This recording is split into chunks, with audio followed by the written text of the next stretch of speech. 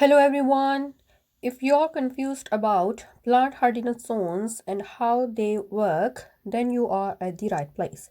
In this video, I'm going to discuss US hardiness zones and RHS hardiness rating and how it applies to different parts of the world and how it helps you to determine which plants to grow in your particular zone. So keep watching.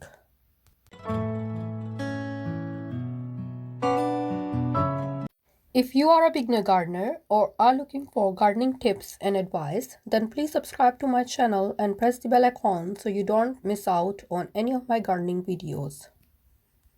So the first question is, what are hardiness zones? US Department of Agriculture, in short USAD, developed these plant hardiness zones based on minimum 10 years average temperature in 1960.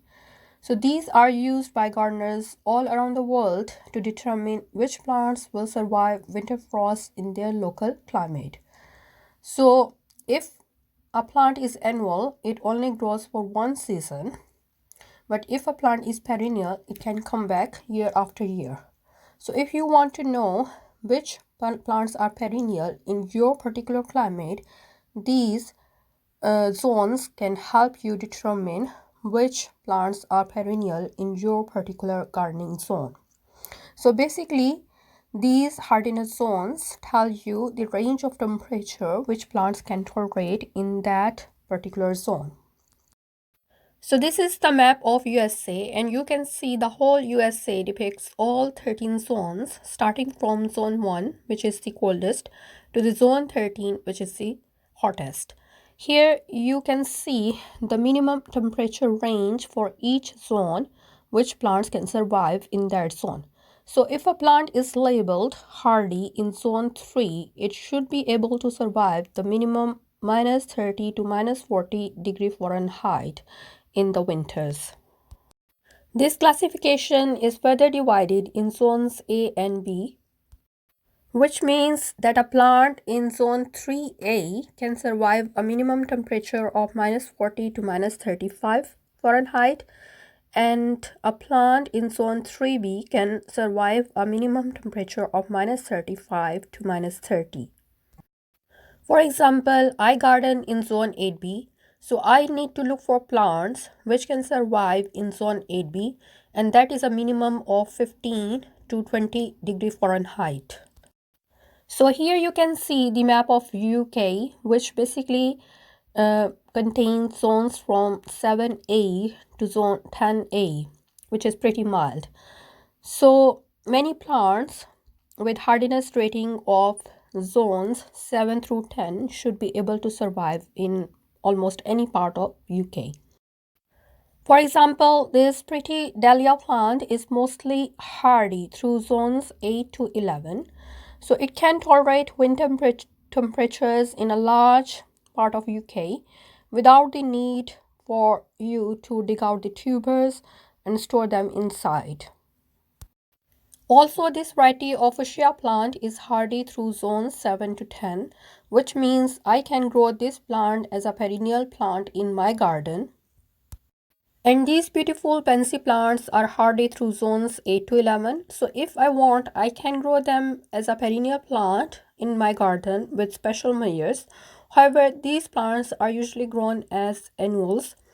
So what if a plant is not hardy in your area? Can't you grow it? Yes, you can grow it, but you will have to treat it as an annual plant rather than perennial plant. So here in this picture, you can see how US hardiness zones relate to Royal Horticultural Society hardiness rating. So Royal Horticultural Society, which is RHS hardiness rating, basically considers a plant's ability to withstand cold temperatures rather than the minimum temperature in that particular zone.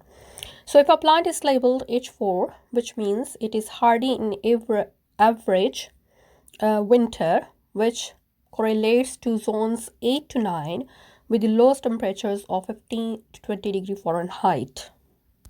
So what about hardiness zones in India and Pakistan? which basically comprises of zones from 6, which is the northern areas, the coldest ones, to zone 13, which is basically the coastal areas, and these are the hottest winters. So the plants which are hardy through zone 6 to 13 can be grown in India and Pakistan, in different parts of India and Pakistan.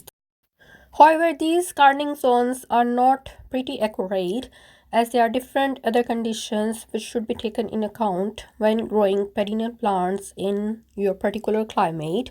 There are lots of other things which can affect the plant's ability to withstand winter temperatures, like humidity level, snow cover, which basically provides an insulation from the climatic conditions. And soil type is also important, as you need good draining soil for the plants to withstand through the winter temperatures. So you need to take into account all the conditions when choosing plants for your particular garden. Also, not every year is same. Some years can be intense than others, and some years can be milder. So it is a good idea to choose plants that are hardy 1 to 2 zones lower than your actual gardening zone. And it's a good idea to always consult your local gardening center or local nurseries, because they know best which plants can perform best in your particular zone. Here I'm going to share with you a very beneficial KRM blog, which is gardening blog, and you can go to their Facebook page and to their website. They have got really useful, informative topics about all the gardening questions. So please check this website. So if you found this video useful, please give it a thumbs up and do subscribe to my channel, as it helps me to make more videos, and click on the bell button so you receive all the notifications. Your opinion matters to us, so please leave a comment. Thank you very much for watching. Bye.